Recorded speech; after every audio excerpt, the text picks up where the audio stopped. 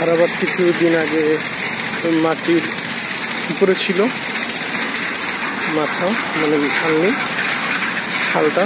এখন এখান থেকে মাটি থেকে নামিয়ে পানিতে ভাসানো হয়েছে।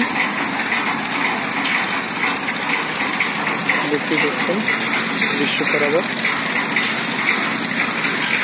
এখানে ছিল মাটি অনেক ছিল, এখান থেকে নামিয়ে এখন নিচে নামানো হয়েছে। শুভরাত্রি নয়, দেখতে পাচ্ছেন ডকইয়ার্ডে অনেক জাহাজ নির্মাণ কাজ চলছে। পারাবার 10 সাথে পারাবার 18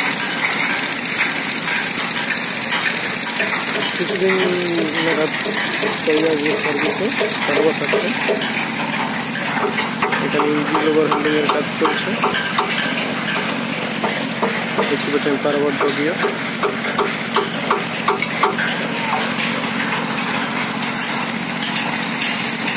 খরচগঞ্জ।